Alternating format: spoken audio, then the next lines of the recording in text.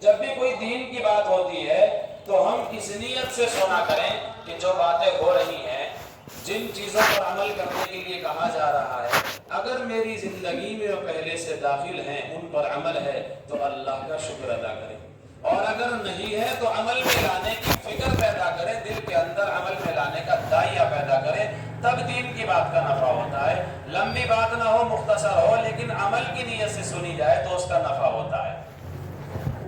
اللہ کے نبی صلی اللہ علیہ وسلم کی حدیث ہے، اس حدیث کا ترجمہ کر کے بات ختم کروں گا، زیادہ لمبا ٹائم نہیں لوں گا آپ کا۔ اللہ کے نبی صلی اللہ علیہ وسلم نے فرمایا، کن عالما او متعلما او مستمعا او محبا ولا تكن الخامسة فتهلك والخامسة ان تبغض العلم واهله۔ یہ حدیث ہے۔ کیا فرمایا کائنات کے سردار محمد عربی صلی اللہ علیہ وسلم نے؟ پہلا جملہ ہے حدیث کا، کن عالما، تم عالم بنو، کن عالما، تم عالم بنو، اور اگر عالم نہ بن سکے، عالم نہ بن سکے، او متعلما، متعلم بنو، علم کو حاصل کرنے والے بنو، علم کو سیکھنے والے بنو، علم کی بات کو جاننے والے بنو، نماز کے مسائل معلوم کرنے والے بنو، زکوٰۃ کے مسائل معلوم کرنے والے بنو، قرآن کا احترام کیا ہے سیکھنے والے بنو، علماء سے دین پوچھ کر عمل کرنے والے بنو۔ دوسرا جملہ، او متعلما، اور اگر عالم نہ بن سکے، متعلم نہ بن سکے، او مستمعا، تم دین کو اور دین کی باتوں کو غور سے سننے والے بنو، دین کو اور دین کی باتوں کو غور سے سننے والے بنو۔ یہ تیسرا جملہ اللہ کے نبی صلی اللہ علیہ وسلم نے ارشاد فرمایا۔ ہم اپنی زندگی کا جائزہ لیں کہ ہم اللہ کے نبی صلی اللہ علیہ وسلم کے جملوں پر کتنا عمل کر رہے ہیں۔ کیا پہلے جملے پر عمل ہے، کن عالما؟ کیا دوسرے جملے پر عمل ہے، او متعلما؟ کیا تیسرے جملے پر عمل ہے، او مستمعا؟ یہاں تک دیکھنے میں آتا ہے کہ کسی نے کسی سے کوئی مسئلہ معلوم کیا۔ جب میں بڑی مسجد میں تھا، میں باہر صحن میں کھڑا ہوا تھا، کسی نے مسئلہ معلوم کیا، اب میں اس مسئلے کے اوپر غور کر رہا ہوں، سوچ رہا ہوں کہ اس کو جواب دوں، اس کو ذہن میں بٹھا رہا ہوں۔ میرے ذہن میں تب تک وہ مسئلہ نہیں آیا، اور میں اس کو یہ کہنے کو تھا کہ میں آج آپ کے مسئلے کا جواب نہیں دوں گا، میں کل کتاب میں دیکھ کر کے آپ کو بتاؤں گا۔ دوسرے ساتھی میرے پاس کھڑے ہوئے تھے، تو اتنا میں سوچ ہی رہا تھا، میں کچھ بولا نہیں، انہوں نے سوال سن کر سائل کا اور اس مسئلے کا جواب دے دیا۔ جس آدمی نے 5-7 سال لگائے ہوں، حدیث کو پڑھا ہو، جو عالم کہلا رہا ہو، جس نے درس و تدریس میں بیٹھ کر کے علم حاصل کیا ہو، وہ تو اس مسئلے کے بارے میں غور کر رہا ہے، اور جس آدمی کو مسئلے کے بارے میں علم نہ ہو، وہ دھڑالے سے اس کو بتا رہا ہے۔ اس نے بتا بھی دیا، اس نے میری طرف اشارہ کیا کہ حضرت آپ کیا کہیں گے؟ میں نے کہا حضرت کیا کہیں گے، یہ تو مجھ سے بڑے حضرت مسئلہ تو انہوں نے بتا دیا ہے، اب ہم کیا کہیں گے؟ تو اس لیے مسائل کے بارے میں احتیاط ضروری ہے۔ جو اللہ کے نبی نے فرمایا، کن عالما او متعلما او مستمعا، ہوتا کیا ہے؟ ادھر جو ہے حدیث پڑھی جا رہی ہے، ادھر عالم بیان کر رہا ہے، ادھر قرآن کی تفسیر ہو رہی ہے، ادھر ترجمہ چل رہا ہے، ادھر منتخب حدیث پڑھی جا رہی ہے، ادھر فضائل اعمال پڑھی جا رہی ہے۔ ہم ایسے بے دلی سے سنتے ہیں جیسے ساری حدیث ہمیں حفظ یاد ہے اور ہر حدیث پر ہمارا عمل ہے۔ بیٹھے ہوئے ہیں ہم، تعلیم میں بھی بیٹھے ہوئے ہیں، بیان میں بھی بیٹھے ہوئے ہیں، لیکن دل ہمارا کہیں اور دماغ ہمارا کہیں اور، سن کچھ رہے ہیں، سوچ کچھ رہے ہیں۔ اس لیے خاطر خواہ دینی مجلسوں کا وہ نفع حاصل نہیں ہو پا رہا ہے جو حاصل ہونا چاہیے۔ جب نیت یہ رہتی ہے کہ جو بات کہی جائے گی، عالم کی زبان سے نکلے گی، میں اس پر عمل کروں گا، تو پھر انشاءاللہ نفع ہوتا ہے۔ تو تیسرا جملہ ہے، او مستمعا، کہ دین کو اور دین کی باتوں کو غور سے سننے والے بنو۔ جمعے کی نماز میں بیان ہوتا ہے، ساری مسجدوں میں ہوتا ہے۔ اگر کہیں 1:30 بجے کا ٹائم ہے اور اتفاقاً حدیث کی کوئی بات یا قرآن کا کوئی ترجمہ پورا کرنے کے لیے امام کو 2 منٹ زائد ہو گئے، تو سب کی نظریں گھڑی کی طرف اٹھنے لگتی ہیں۔ معلوم ہوا کہ ان کے یہاں زیادہ وقت کی ہے، حدیث کی جو بات چل رہی ہے، مسئلے کی جو بات چل رہی ہے، قرآن کی جو بات چل رہی ہے، ترجمے کی جو بات چل رہی ہے، اور جو ان کے سامنے دین کو بیان کیا جا رہا ہے، ابھی وہ بات ادھوری ہے، معلق ہے، وہ مائک چھوڑ دینا چاہیے۔ تو اس سے معلوم ہوتا ہے کہ ہمارے دل میں دین کی بات کی وقت کم اور دنیا کی بات کی وقت زیادہ ہے، کیونکہ ہمیں فوراً مسجد سے نکلنا ہے۔ تو او مستمیعن، دین کو اور دین کی باتوں کو، علماء کی باتوں کو غور سے سننے والے بنے۔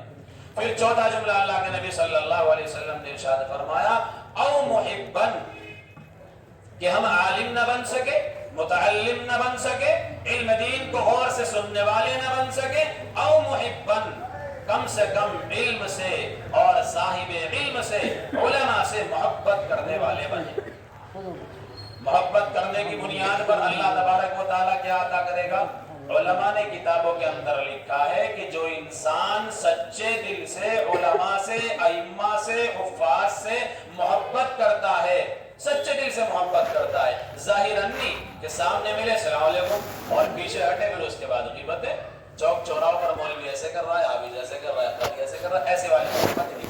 دل میں عظمت ہو، اصلی محبت ہو، اور اس کے دل میں یہ بات اچھی طرح راسخ ہو کہ یہ انبیاء کے وارث ہیں، یہ نبی پاک صلی اللہ علیہ وسلم کے نائب ہیں، یہ علماء انبیاء کے وارث ہیں۔ جب یہ بات اس کے دل میں بیٹھ جائے گی، یہ عظمت اس کے دل میں ہوگی، تو ایک عالم کی طرف سے بدگمانی پیدا ہو ہی نہیں سکتی۔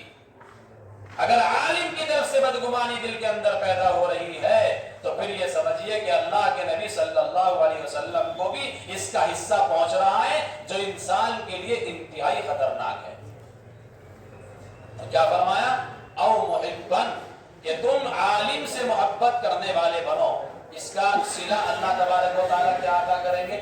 جب انسان سچے دل سے علماء سے محبت کرتا ہے، اللہ تبارک و تعالیٰ اس محبت کا دنیا میں اس کو یہ بہترین صلہ عطا کریں گے کہ اس کی نسلوں میں اللہ عالم ضرور بھی ضرور پیدا کریں گے۔ یہ بات لکھ کے رکھ لینا، عالم سے محبت کا بہترین صلہ دنیا میں عطا کیا جائے گا کہ اللہ اس کی نسلوں میں عالم پیدا کرے گا، حافظ پیدا کرے گا۔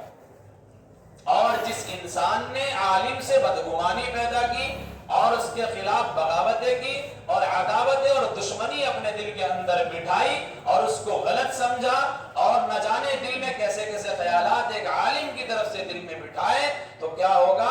اس بدگمانی کا صلہ یہ ہوگا۔ حکیم اختر صاحب نے بھی لکھا ہے، مولانا اشرف علی تھانوی نے بھی لکھا ہے کہ اس کا سب سے بڑا گناہ اور سب سے بڑا اس کی زندگی پر وبال یہ پڑے گا کہ اس کی 10 پشتوں تک بھی حافظ یا عالم پیدا نہیں ہو سکتا۔ اللہ ہم سب کی حفاظت فرمائے۔ 10 پشتوں تک لکھا ہے کہ حافظ اور عالم پیدا نہیں ہو سکتا۔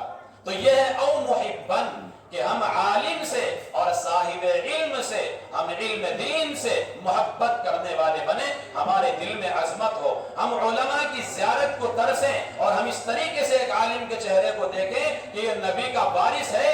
عالم کی زیارت کرنا ایسا ہے جیسا کہ اللہ کے نبی صلی اللہ علیہ وسلم کی زیارت کی ہو، اور عالم کی شان میں گستاخی کرنا ایسا ہے جیسے کائنات کے سردار محمد عربی صلی اللہ علیہ وسلم کی شان میں گستاخی کرتی ہو۔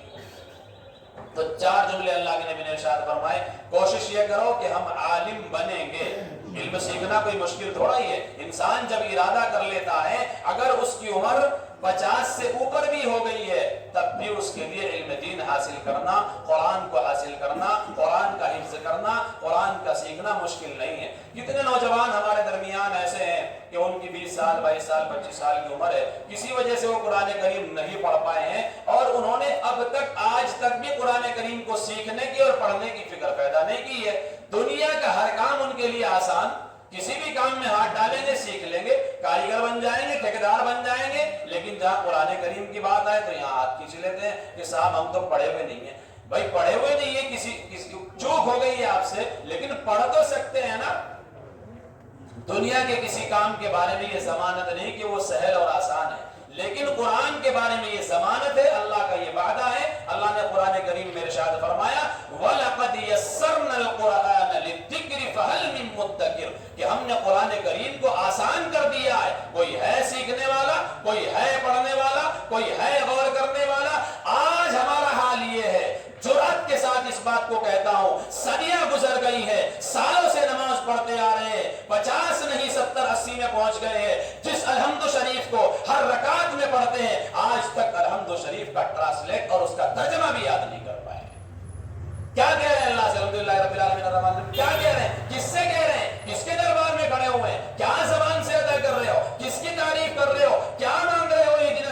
المستقیم, کیا کہہ رہے ہو غیر المغضوب علیہم ولا الضالین, کیا کہہ رہے ہو مالک یوم الدین, پتہ ہی نہیں ہے, بس زبان چل رہی ہے اور آج تک سیکھنے کی جرات پیدا نہیں کی.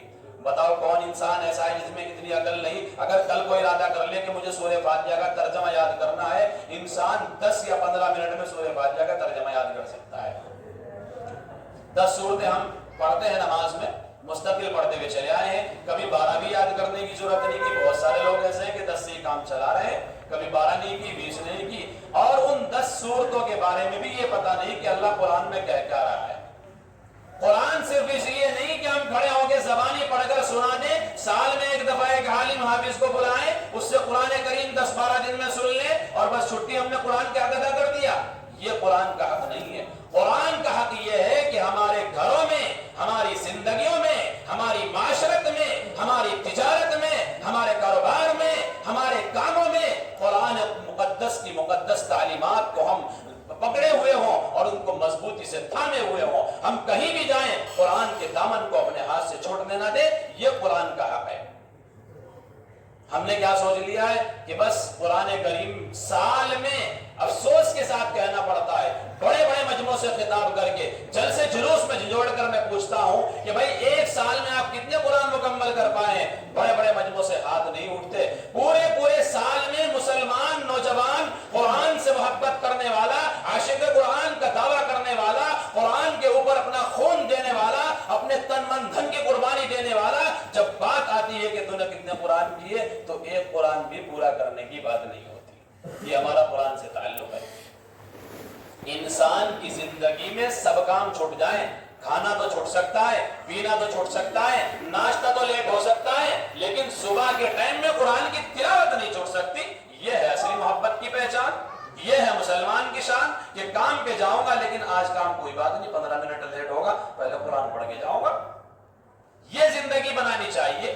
یہ اپنی زندگی میں جو ہے قرآن کریم کو اس طریقے سے داخل کرنا چاہیے. اگر ایسے ہم قرآن کریم کو اپنی زندگی میں داخل نہیں کر پا رہے ہیں اور ہم نے رمضان کو قرآن کے 10-15 دنوں کے لیے خاص کر لیا کہ حافظ اور عالم کے ذریعے سے سن لیں گے اور چھٹی ہو جائے گی, اور اس میں بھی یہاں تو ایسا نہیں ہوا ہوگا, ماشاءاللہ حاجی جی کی نظریں ہیں مستقل, لیکن جہاں قرآن 10 دن یا 12 دن کے ہو رہے ہیں, ایک صف میں ذمہ داری کے ساتھ کھڑے ہو جاتے ہیں مقتدی, ان کی مجبوری ہے امام کے قریب کھڑے ہوئے, باقی پیچھے بیٹھے باتیں کرتے رہتے ہیں.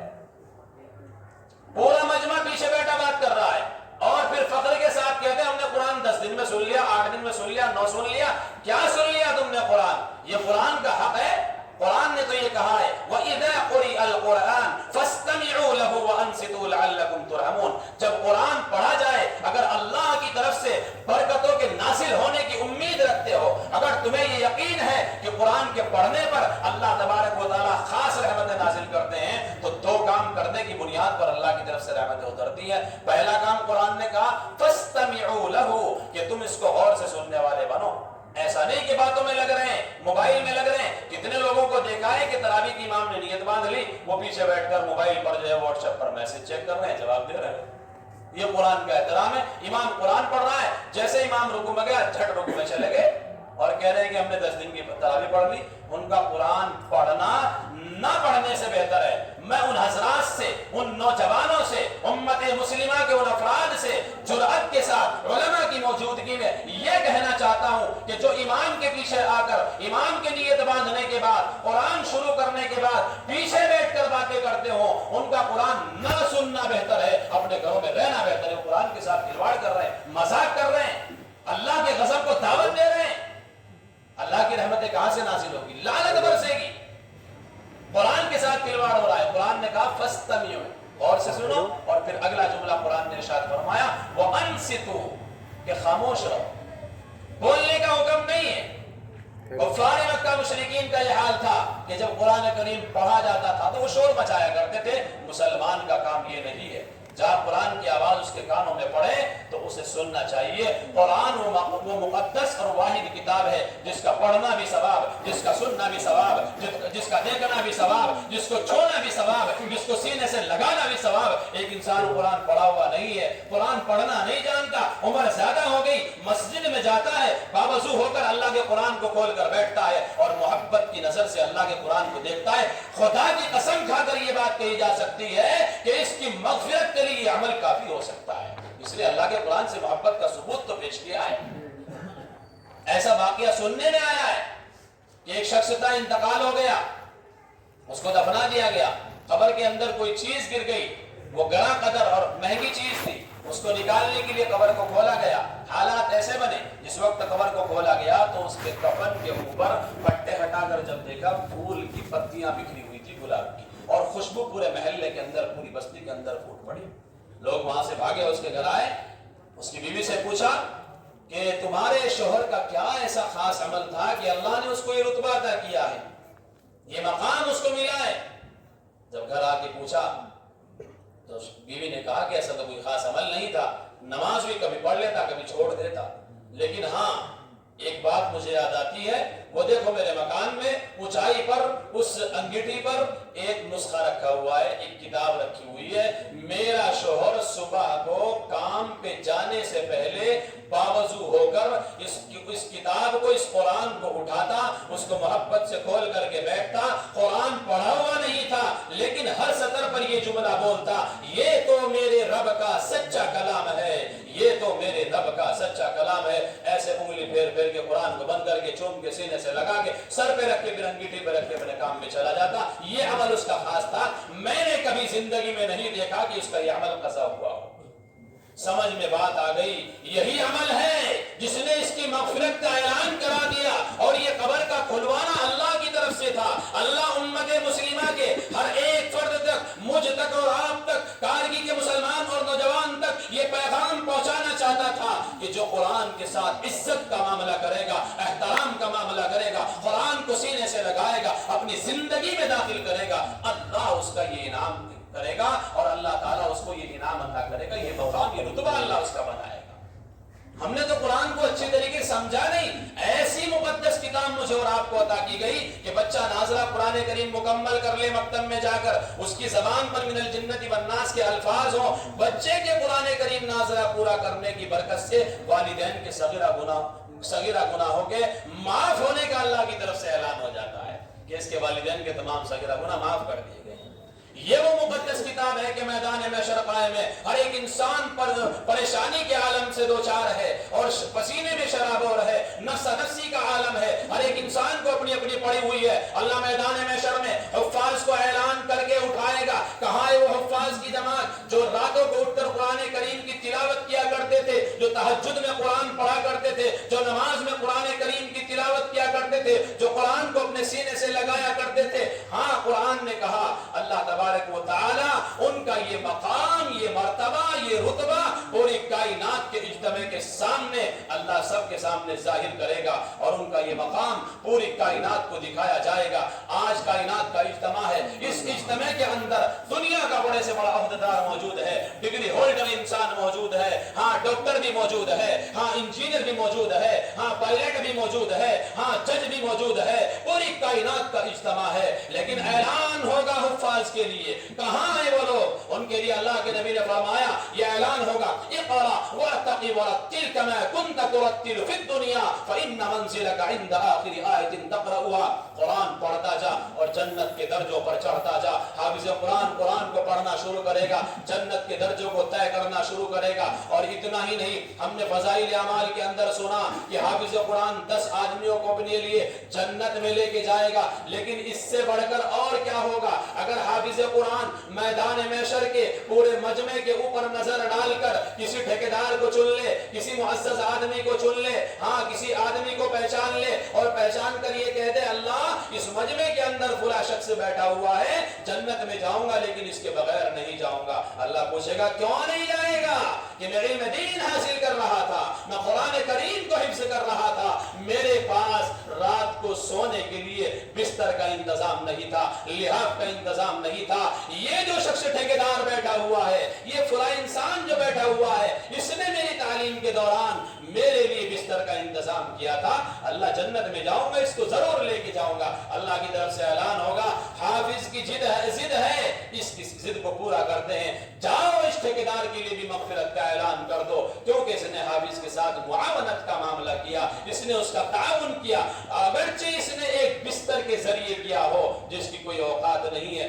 یہ مقام ہے قرآن کا، یہ مرتبہ ہے قرآن کا۔ اللہ مجھے اور آپ کو قرآن کے مقام کو سیکھنے اور سننے والا بنا دے۔ ہم تو قرآن کی تعلیم سے روشناس نہیں ہیں، ہم تو قرآن کے احترام سے، سچی بات یہ ہے کہ ہم واقف نہیں ہیں۔ عربوں سے جا کے پوچھو، پوری رات وہ قرآن کریم کی تلاوت کرتے اور روتے رہتے ہیں، امام بھی رو رہا ہے، مقتدی بھی رو رہے ہیں، انہیں پتا ہے نا اللہ قرآن میں کیا کہہ رہا ہے، ہمیں تو پتا ہی نہیں کہ حافظ کیا پڑھ رہا ہے، اور ہم تو ایک بالکل بے بہرے اور ایک گنگے کی طرح کھڑے ہوئے ہیں اور بہروں کی طرح کھڑے ہوئے ہیں، ہم جانتے نہیں کہ حافظ کیا کہہ رہا ہے، کیا بیان کر رہا ہے، کہاں جہنم کا تذکرہ ہو رہا ہے، کہاں جنت کا تذکرہ ہو رہا ہے۔ ان کے سامنے کوئی وعید آتی ہے، کوئی جہنم کی بات آتی ہے تو وہ رونے لگتے ہیں، جہاں جنت کا تذکرہ آتا ہے مزے لے کر، لطف لے کر قرآن کریم کو پڑھتے ہیں، انہیں پتا ہے پوری رات جو ہے قرآن کریم کی تلاوت میں مشغول رہتے ہیں۔ ہمارا تو حال یہ ہے کہ اگر امام نے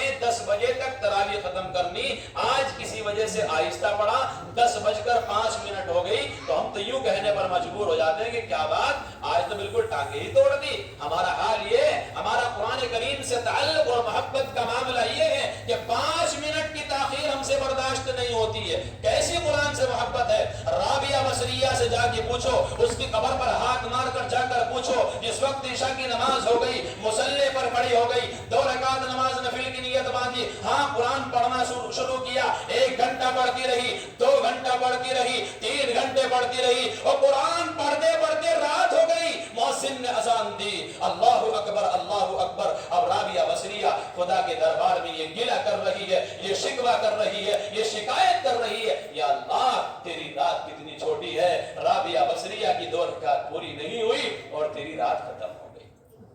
اللہ تعالیٰ مجھے اور آپ کو ایسے قرآن سے محبت عطا فرما دے، ایسا عشق عطا فرما دے۔ فضائل اعمال کے اندر نہیں سنا کہ صحابی کو تیر لگ گیا، صحابہ جمع ہو گئے کہ جب نماز کی نیت باندھیں گے ان کا تیر نکال لیں گے، نماز کی نیت باندھی، تیر نکال لیا گیا۔ صحابی سلام پھیرنے کے بعد کہہ رہے ہیں اکٹھا دیکھ کر صحابہ کو کہ اچھا میرا تیر نکالنے کے لیے آئے ہو۔ اس قدر نماز کے اندر مگن ہوتے تھے، قرآن کریم کے پڑھنے میں اس قدر مزہ آتا تھا کہ دنیا کی ساری ان کے سامنے لذتیں اور ساری دنیا کی آسائش ان کے سامنے ہیش تھی، بیکار تھی، بے سود تھی، انہیں پتہ ہی نہیں لگتا تھا جس وقت قرآن کریم کی تلاوت کیا کرتے تھے۔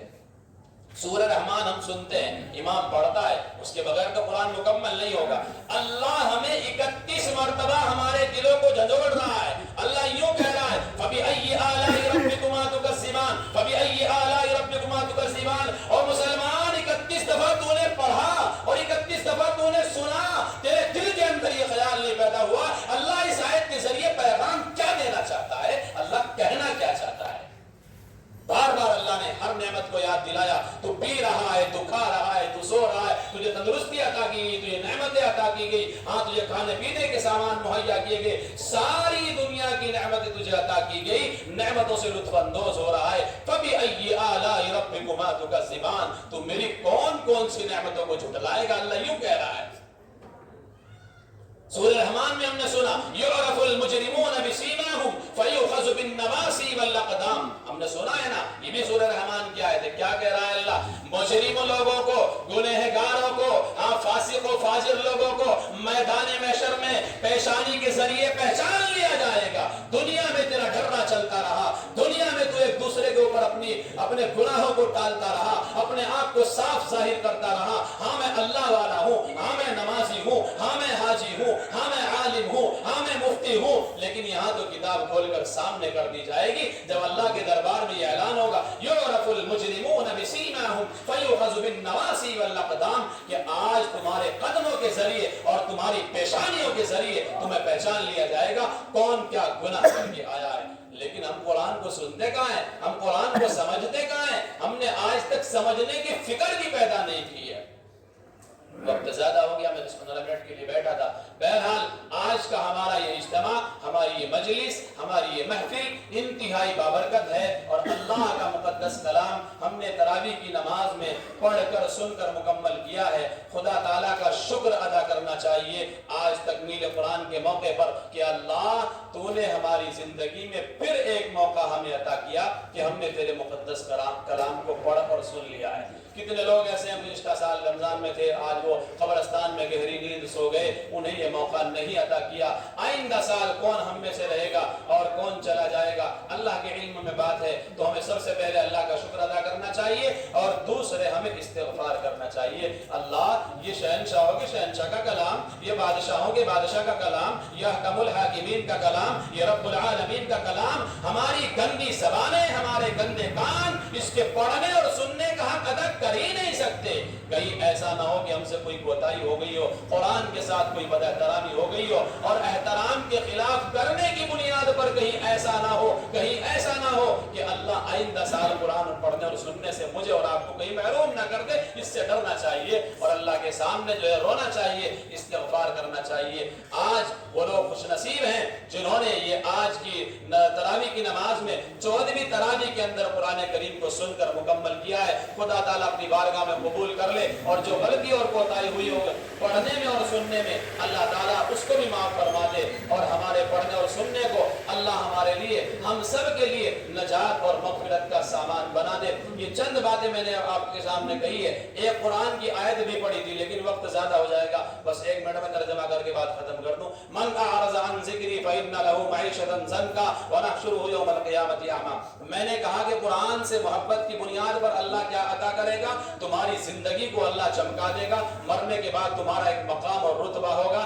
لیکن اگر قرآن کے ساتھ کھلواڑ کرو گے، قرآن کے ساتھ مذاق کرو گے، قرآن کی تلاوت کو بھلائے طاق رکھو گے، قرآن پڑھ کر کے بھول جاؤ گے، من اعرض عن ذکری فإن له معیشۃ ضنکا، ذکر سے مراد علماء مفسرین نے لکھا ہے قرآن کریم کی تلاوت ہے کہ اگر تم میرے ذکر سے، قرآن کریم سے اعراض کرو گے اور پڑھ کر کے بھول جاؤ گے، تمہاری زندگی میں پریشانیاں بھر دوں گا، تمہاری معیشت کو، تمہاری زندگی کو تنگ کر دوں گا۔ یہ کے بعد بگڑے حالات آئیں گے، پریشانیاں آئیں گی، مصائب آئیں گے، انسان گمان بھی نہیں ہوگا میرے اوپر سے یہ حالات ٹل کیوں نہیں رہے۔ یہ ٹل اس لیے نہیں رہے کہ تو نے قرآن مقدس کے دامن کو کمزور کر دیا ہے، تو نے قرآن مقدس کو پسے پشت ڈال دیا ہے۔ اگر تو قرآن مقدس کو سینے سے لگانے والا بنتا، یہ ساری پریشانیاں اللہ تعالیٰ دور کر دیتا۔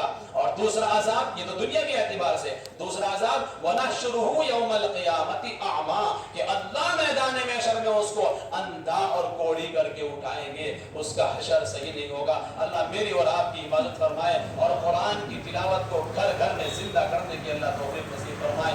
وآخر دعوانا ان الحمد للہ رب العالمین۔